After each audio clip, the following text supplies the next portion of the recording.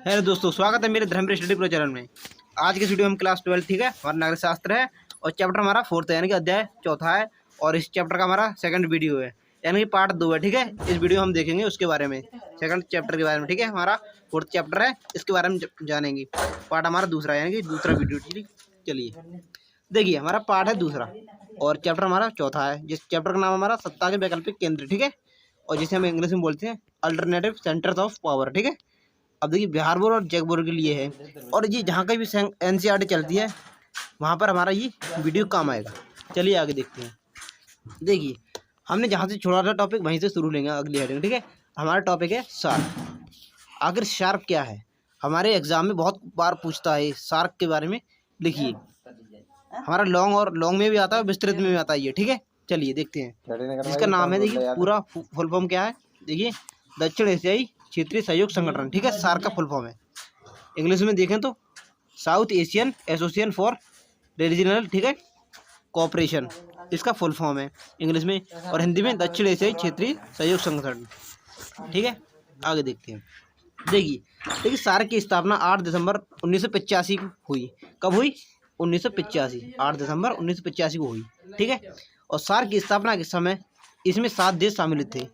अब देखिए, जब सार्क बनाया गया, इस संगठन बना, तो इसमें कितने देश थे? तो 7 देश थे। ठीक है, देखिए जिसमें देखिए भारत, पाकिस्तान, बांग्लादेश, नेपाल, भूटान, मालदीव, श्रीलंका और देखिए अफगानिस्तान इसमें बाद में शामिल हुआ है। यानी कि जो 8वां देश है अफगानिस्तान, ये बाद में शामिल हुआ है। पहले इसमें 7 देश थे। ठीक है, ये ऊपर वाले थे, अफगानिस्तान बाद में हुआ है। अब देखिए इसका मुख्यालय कहाँ पर? देखिए काठमांडू है, जो कि नेपाल में है। ये काठमांडू है जो नेपाल में है। ठीक है, ये जगह, वहाँ पर इसका मुख्यालय स्थित है सार्क का। देखिए, अब देखिए इसके उद्देश्य क्या है। जब कोई संगठन बनाया जाता है तो कुछ ना कुछ उद्देश्य होता है। तो देखिए इसका क्या उद्देश्य है, देखिए देखते हैं उद्देश्य देखते हैं। देखिए, दक्षिण एशिया के देशों में जनता के विकास एवं जीवन स्तर में सुधार लाना। वहाँ की जनता में जीवन स्तर में सुधार लाना। ठीक है, उनका जीवन अच्छा हो सके, इसलिए ये संगठन बनाया गया। और आत्मनिर्भरता बढ़ाना, यानी कि वहाँ के लोगों को आत्मनिर्भर बनाना। ठीक है, और देखिए आर्थिक विकास करना, यानी कि पैसे से संबंधित विकास करना। ठीक है, ज़्यादा से ज़्यादा पैसा हो वहाँ के देशों के पास। ये 8 देश हैं, इनके पास ज़्यादा से ज़्यादा पैसा हो। ठीक है, सांस्कृतिक एवं सामाजिक विकास, आपसी सहयोग, आपस में सहयोग हो सातों देशों में। जो वहाँ के लोग हैं आपस में आराम से रहें। ठीक है, लड़े झगड़े ना, इसलिए। और देखिए आपसी विवादों का निपटारा। जब देशों में आपस में सातों में से किसी 8 में से किसी में विवाद हो जाए तो उसे बातचीत से सुलझाना, इसलिए है भाई इसका उद्देश्य। ठीक है, और देखिए आपसी विश्वास बढ़ाकर व्यापार को बढ़ावा देना। और 7 देश हैं, इनके सातों में एक दूसरे के साथ व्यापार को बढ़ावा देना। ठीक है, और विवादों को मिटाना, ये कुछ इसके उद्देश्य हैं। आप स्क्रीनशॉट ले लीजिए। ठीक है, चलिए आगे देखते हैं। देखिए इसकी उपलब्धि क्या है। अगर सार्क बनाया, इसने क्या क्या क्या फ़ायदा हुआ। ठीक है, इसने क्या हासिल किया सार्क ने। देखिए सार्क की उपलब्धि क्या है। देखिए, भारत व पाकिस्तान के बीच तनावपूर्ण संबंधों के बावजूद भी द्विपक्षीय स्तर पर समझ और सहयोग को बढ़ावा देने के लिए छोटे देशों के लिए अभी भी उपयोगी संगठन है। अब देखिए जो सार्क है अभी भी छोटे देशों के लिए उपयोगी संगठन है। और देखिए साप्टा को बनाकर व्यापार को दिशा में महत्वपूर्ण कदम उठाया गया। जो साप्टा को बनाया है, व्यापारिक दिशा में महत्वपूर्ण कदम उठाया है। ठीक है, अब देखिए पर्यावरण, आर्थिक विकास, ऊर्जा आदि क्षेत्रों में सहयोग की बात की है। ठीक है, इसकी कुछ उपलब्धियाँ हैं। चलिए आगे देखते हैं। अब देखिए सार्क क्यों असफल रहा, अगर कामयाब क्यों नहीं हो सका, इसके क्या कारण है। देखिए सार्क क्यों असफल हो गया।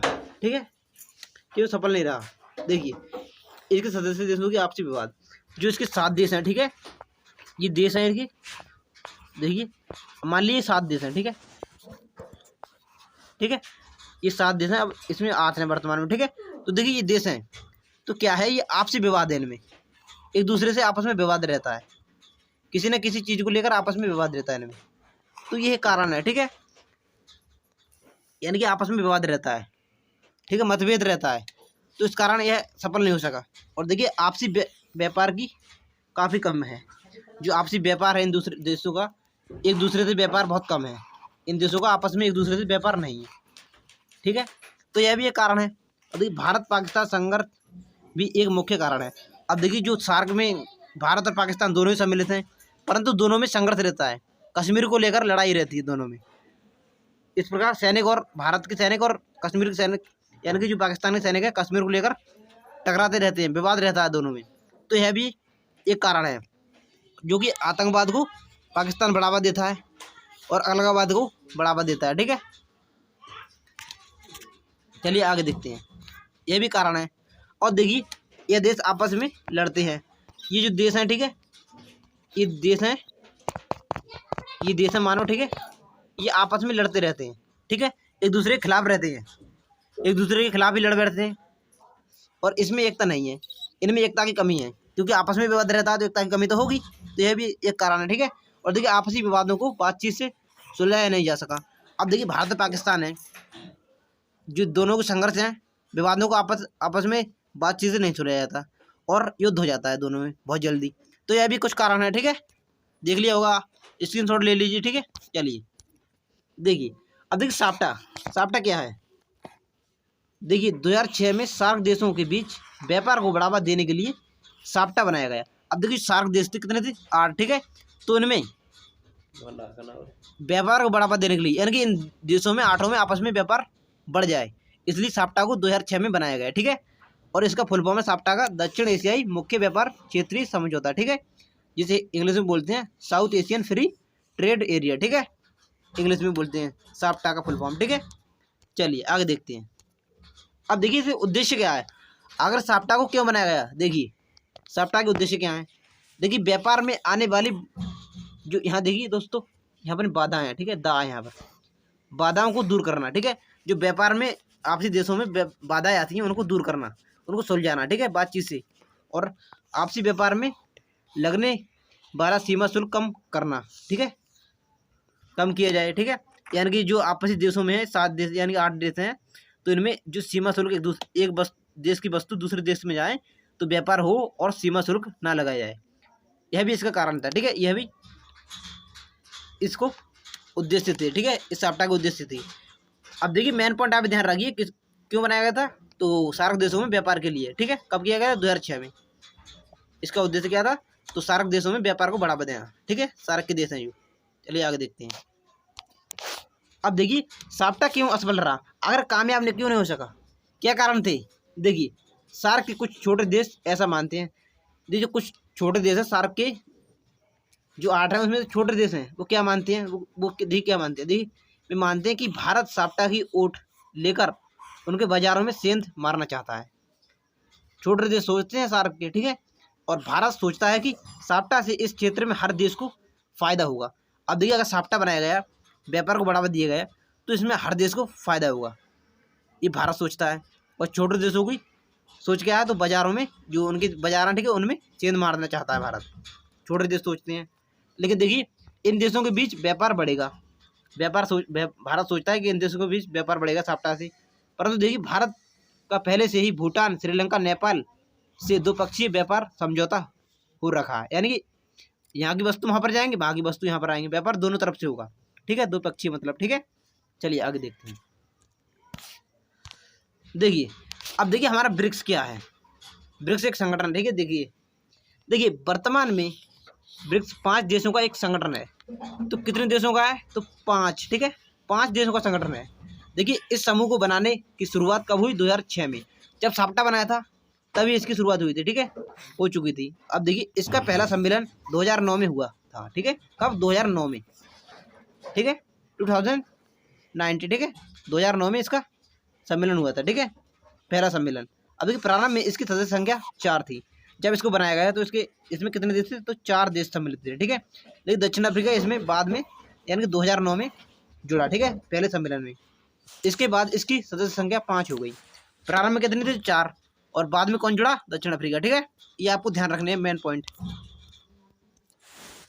देखिए ब्रिक्स दुनिया की उभरती अर्थव्यवस्थाओं वाले देशों का एक संघ है। ठीक है, और देखिए इसमें देखिए ब्राज़ील, कौन कौन देश हैं, ब्राज़ील, रूस, भारत, चीन, दक्षिण अफ्रीका देश शामिल है। इसमें 5 देश बताए थे मैंने, तो क्या है, ब्राज़ील, रूस, भारत, चीन, दक्षिण अफ्रीका। अब देखिए भारत को इसमें भी जगह मिली है और सार्क में भी जगह मिली है, सार्क का भी सदस्य है भारत। ठीक है, अब देखिए रूस को सोवियत संघ का उत्तराधिकारी है। जब सोवियत संघ विघटन हुआ 1990 में, तो क्या हुआ, तो रूस का उत्तराधिकारी बना, कब का, किसका, तो सोवियत संघ का। ठीक है, अब देखिए रूस और चीन को सुरक्षा परिसर में वीटो पावर भी प्राप्त है। तो देखिए रूस और चीन है, ये देश हैं, ठीक है, इनको वीटो पावर प्राप्त है, ठीक है, सुरक्षा परिसर में। आगे देखते हैं। देखिए ब्रिक्स के उद्देश्य, आखिर ये क्यों बनाया गया? कोई संगठन बनाया जाता था, उसका कुछ ना कुछ उद्देश्य होता है, ठीक है। देखिए इन देशों का मुख्य उद्देश्य अपनी अर्थव्यवस्था को उभारना, यानी कि वहाँ की अर्थव्यवस्था अच्छी हो सके, ठीक है, गरीबी दूर हो जाए, इसका उद्देश्य था इस संगठन का। देखिए अंतर्राष्ट्रीय अर्थव्यवस्था और अपनी आर्थिक स्थिति में सुधार लाना, जो उनकी वहाँ पर पैसा वगैरह की बढ़ोतरी हो सके, ठीक है। और देखिए जिससे इन सदस्य देशों की अर्थव्यवस्था को बढ़ावा जा सके, यानी कि इन सदस्य देशों की जो अर्थव्यवस्था है उनको बढ़ाया जा सके, ठीक है। और देखिए आपस में राजनीतिक आर्थिक सुरक्षा सहयोग करना, जो आपस में है राजनीतिक मदद देना, ठीक है, एक दूसरे की आर्थिक सहयोग करना, पैसे जब कोई देश गरीब होता है पांचों में से तो उसकी सहायता देना, ठीक है, सुरक्षा और सहयोग करना। और देखिए यह देश घरेलू और साझा चुनौतियों की आपसी सलाह द्वारा सुलझाने का प्रयास करते हैं। जब कोई विवाद हो जाता है तो उसको बातचीत से सुलझाने का प्रयास करते हैं, ठीक है, ये देश हैं। देखिए और देखिए प्रत्येक राष्ट्र की आंतरिक नीतियों तथा परस्पर समानता में हस्तक्षेप के अतिरिक्त इसके सदस्य देश के बीच सहयोग तथा पारस्परिक आर्थिक लाभ का विवरण करना, ठीक है, इसके उद्देश्य थे कुछ। अब देखिए आगे देखते हैं। अब देखिए जो हमारा ब्रिक्स था, इसका पहला सम्मेलन देखिए कब हुआ? देखिए इसका पहला सम्मेलन 2009 में हुआ। कब हुआ? 2009 में, ठीक है, मेन पॉइंट। और यह सम्मेलन देखिए कहाँ पर हुआ? तो देखिए अब देखिए क्या कहाँ पर हुआ था? तो देखिए यकटर, ठीक है, इनबर्ग में हुआ था, ठीक है, कहाँ पर? यकटर इनबर्ग में, ठीक है, कब? 16 जून 2009 में, ठीक है, हुआ था। जगह भी आपको ध्यान रखना, ठीक है। अब देखिए जो हमारा है यकटर, ठीक है, इनबर्ग है, जो रूस में है, ठीक है, ये रूस में है ये जगह।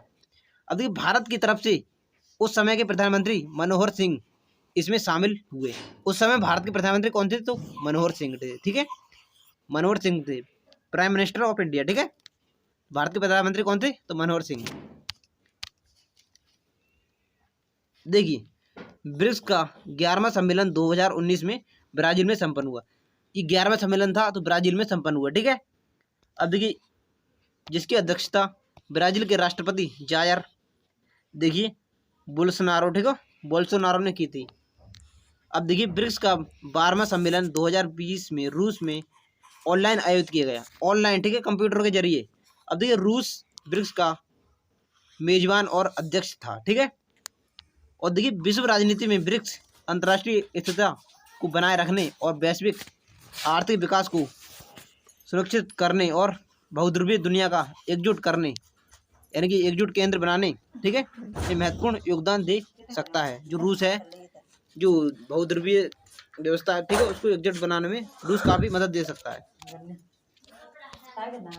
अब देखिए विवाद, आखिर ब्रिक्स के जो 5 देशों में विवाद क्या है आपस में? देखिए इनके सदस्य देशों के बीच कुछ विवाद है। अब देखिए कुछ परिवार होता है तो घर में कुछ ना कुछ लड़ाई झगड़ा रहता है, ठीक है, विवाद होता है। इसी प्रकार देखिए संगठन है, 5 देशों का एक परिवार है, ठीक है, और इसमें आपस में विवाद रहता है, ठीक है, इनमें आपस में लड़ाई झगड़ा चलता रहता है। अब देखिए भारत और चीन के बीच सीमा विवाद। अब देखिए भारत और चीन के बीच भी सीमा विवाद रहता है, ठीक है, आपस में सीमा विवाद रहता है। अब देखिए OBOR को लेकर विवाद। अब देखिए OBOR को लेकर विवाद है भारत और चीन में। देखिए चीन और पाकिस्तान की नजदीकों को लेकर विवाद, ठीक है। अब देखिए पाकिस्तान और चीन की दोनों ही सीमा भारत से छूती हैं, तो इस कारण विवाद है दोनों में, ठीक है। अब देखिए चीन और ब्राजील में चीन की मुद्रा से संबंधित समस्या, ठीक है, ब्राजील में चीन की मुद्रा है, उससे समस्या है लेकर। अब देखिए चीन, चाइना के बारे में देखेंगे, ठीक है। अगर चाइना क्या है, देखिए चीन भारत का पड़ोसी देश है, ये तो सभी जानते होंगे, और सबसे अधिक जनसंख्या किसकी है? चीन की, ठीक है। देखिए चीन विश्व में सबसे अधिक आबादी वाला देश है, यानी सबसे अधिक जनसंख्या किसकी है? तो चीन की, ठीक है। और देखिए 1962 में भारत और चीन का युद्ध हुआ। कब हुआ? तो 1962 में, ठीक है। और देखिए जिसमें भारत को हार का सामना करना पड़ा, जिसमें भारत हार गया 1962 वाले में भारत हार गया। ठीक है, भारत और चीन के संबंध कई बार तनावपूर्ण रहे हैं। ठीक है, संघर्ष रहा, दोनों में तनावपूर्ण रहे हैं, कटुता रही है। भारत और चीन के बीच व्यापार बड़े स्तर पर होता है। अब देखिए भारत और चीन है, इसके आपस में व्यापार बड़े स्तर पर होता है। आपने देखा होगा प्रत्येक चीन चाइना की कितनी भारत में, ठीक है, कंपनियों के आइटम है, ठीक है, बेचे जाते हैं। ठीक है, अब देखिए चीन की अर्थव्यवस्था का उद्गम। अब देखिए वर्तमान समय में चीन जितना विकसित है, ठीक है, अब देखिए जो अभी जितना विकसित है चीन, ये सब इसके आर्थिक नीतियों के कारण हुआ है। इसने कुछ नीतियां अपनाई, कौन सी, तो आर्थिक नीतियां, ठीक है, जिस कारण ये विकसित हुआ। देखिए कैसे विकसित हुआ इसके बारे में जानेंगे। देखिए 1978 में चीन ने मुक्त द्वार की नीति अपनाई। तो कब अपनाई? 1978 में, ठीक है, खुले द्वार की नीति, ठीक है, जिसे हम ओपन डोर की नीति भी बोलते हैं। ठीक है, और देखिए विश्व व्यापार में शामिल होने लगा। ये नीति अपनाने के बाद विश्व व्यापार में शामिल होने लगा। किसने अपनाई? तो चीन ने। कब अपनाई? 1978 में। ठीक है, और देखिए मुक्त द्वार की नीति किसने अपनाई, किस नेता ने? तो देंग सोपेंग के द्वारा अपनाई गई। वहाँ के नेता कौन थे? देंग सोपेंग, ठीक है, वहाँ के नेता। आपको ये पॉइंट याद रखने हैं। 1978 में अपनाई, और देंग सोपेंग किसने? तो चीन ने।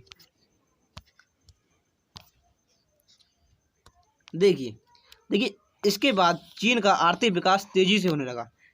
अब देखिए क्या हुआ, जब नीति अपनाई 1978 में, ठीक है, तो चीन का विकास था बहुत तेजी से होने लगा। ठीक है, क्या हुआ, उसके पैसे यानी कि पैसे वगैरह की उसमें कमी नहीं होने लगी, बढ़ोतरी होती गई उसके पैसे वगैरह में। ठीक है, अब देखिए ऐसा माना जाता है चीन 2040 तक अमेरिका से भी आगे निकल जाएगा।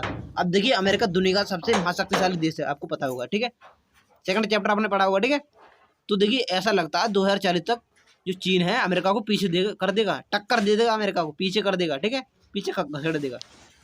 अब देखिए इस कारण चीन का प्रभाव विश्व भर में बढ़ता जा रहा है, और इसी कारण चीन का जो, ठीक है, प्रभाव है विश्व भर में बढ़ता जा रहा है इसकी आर्थिक नीतियों के कारण। ये विकास ही इतनी तेजी से कर रहा है, और कोई देश नहीं कर रहा है इतना तेजी से। देखिए 1950 के दशक का चीन आखिर कैसा होगा, अनुमान लगाया गया है। ठीक है, देखिए चीनी क्रांति 1949 में हुई। अब देखिए 1949 में कब हुई,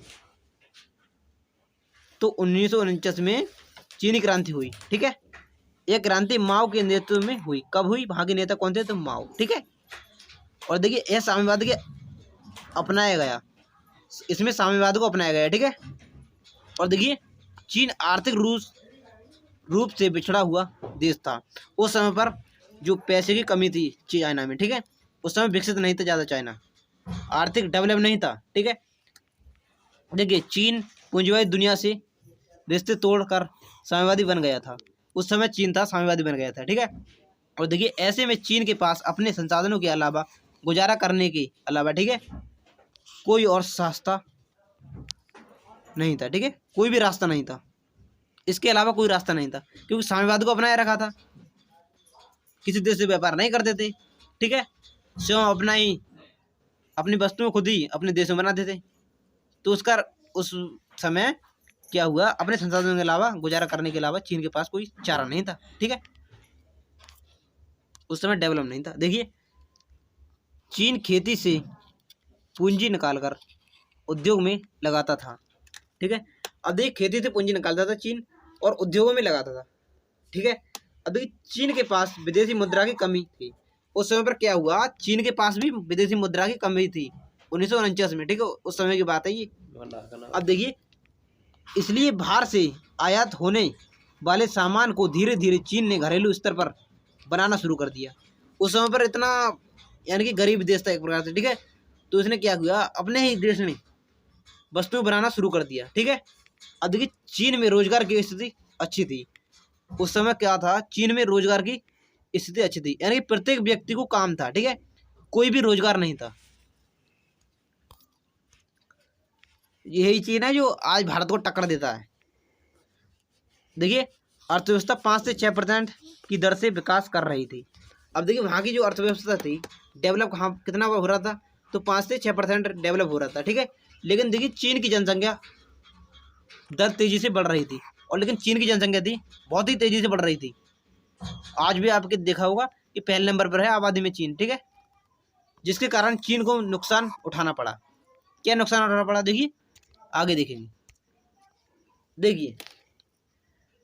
देखिए 1973 में चाउ एन लाई ने 4 क्षेत्रों में आधुनिकीकरण का प्रस्ताव किया, ठीक है। तो 4 देशों ने 4 क्षेत्र में, ठीक है, किसने, तो चाउ एन लाई ने, ठीक है, आधुनिकीकरण का प्रस्ताव दिया, ठीक है। क्या दिया, एक तो दिया कृषि के क्षेत्र में, ठीक है, दूसरा उद्योगों के क्षेत्र में, ठीक है, तीसरा सेना के क्षेत्र में, ठीक है, और चौथा देखिए विज्ञान और प्रौद्योगिकी के क्षेत्र में आधुनिकीकरण शुरू कर दिया, ठीक है, आधुनिकीकरण कर डाला, जिससे चीन को काफी डेवलपता हुई। देखिए 1978 में देंग शोपिंग ने मुक्त द्वार की नीति अपनाई, मैंने अभी बताया था 1978 में, ठीक है। उसके बाद से चीन तेजी से विकास करने लगा। उसके बाद से चीन ने विकास करना शुरू कर दिया। चीन ने शोकदृष्टि को नहीं अपनाया, बल्कि अपनी अर्थव्यवस्था को चरणबद्ध ढंग से खोला, यानी कि स्टेप बाय स्टेप, ठीक है। और देखिए पहले क्या था, 1978 में क्या कर दिया इसने, तो मुक्त द्वार की नीति अपना ली, ठीक है। और देखिए 1982 में क्या किया, खेती का निजीकरण कर दिया, ठीक है। और देखिए 1998 में क्या किया, उद्योगों का निजीकरण कर दिया। और देखिए चीन 2021 में विश्व व्यापार संगठन में शामिल हुआ। कब हुआ, तो 2001 में विश्व व्यापार संगठन में शामिल हुआ। कब, चीन, ठीक है। तो देखिए एक एक करके, पहले तो उसने क्या किया, 1978 में खुले द्वार की नीति अपना दी, फिर खेती का निजीकरण कर दिया, ठीक है, 1982 में। और 1998 में क्या कर दिया, उद्योगों का निजीकरण कर दिया। 2001 में क्या हुआ, विश्व व्यापार में सम्मिलित हो गया। तो इस प्रकार चरणबद्ध तरीके से अपनी अर्थव्यवस्था को खोला चीन ने, स्टेप बाय स्टेप। पहले एक कार्य किया, फिर दूसरा कार्य, फिर तीसरा कार्य, इस प्रकार से, ठीक है। फिर इसके बाद ये किया, खेती के बाद क्या किया, उद्योगों का निजीकरण, फिर क्या किया, विश्व व्यापार में सम्मिलित होगा। तो इस प्रकार स्टेप बाय स्टेप किया, जिसे हम चरणबद्ध तरीके से बोलते हैं, ठीक है, ढंग से, एक प्रकार।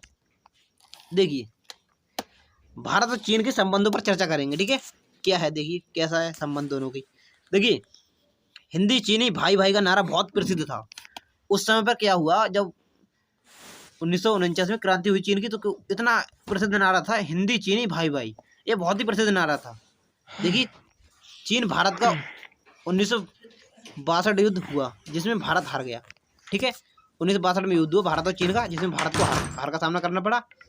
देखिए सीमा विवाद जम्मू कश्मीर और अरुणाचल प्रदेश में। अब देखिए जम्मू कश्मीर में भी सीमा विवाद है, ठीक है, और अरुणाचल प्रदेश में भारत और। देखिए चीन ने तिब्बत को हड़प लिया, चीन ने तिब्बत को हड़प लिया। दलाई लामा ने भारत में शरण मांगी।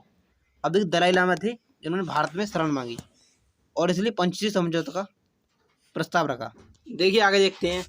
देखिए आगे हमारे हेडिंग है पंचशील समझौता, ठीक है। ये चीन और भारत के मध्य हुआ था, ठीक है। देखिए एक दूसरे की क्षेत्रीय अखंडता और प्रभुत्व का सम्मान करना इसका उद्देश्य था, ठीक है। इसके अंतर्गत तय किया गया था, इस समझौते के अंतर्गत, ठीक है। और देखिए एक दूसरे पर आक्रमण न करना, यानी कि एक दूसरे पर कोई भी देश दोनों में से आक्रमण नहीं करेगा, ठीक है। यानी कि जो भी यदि विवाद होगा तो बातचीत से सुलझ जाएगा, ठीक है। और देखिए एक दूसरे का आंतरिक मामलों में दखल ना देना, यानी कि घरेलू मामले के प्रकार से देश के अंदर की आंतरिक मामलों में, ठीक है, दखल न देना, ठीक है, इसका उद्देश्य था। और देखिए समानता, ठीक है, समानता दिखाना, ठीक है, सभी मामलों में समानता दिखाना, ठीक है। और देखिए शांतिपूर्ण सह बनाए रखना, इसके कुछ ये उद्देश्य थे पंचशील समझौते के, ठीक है। चलिए मिलते हैं अगले वीडियो में। Thank for watching my video.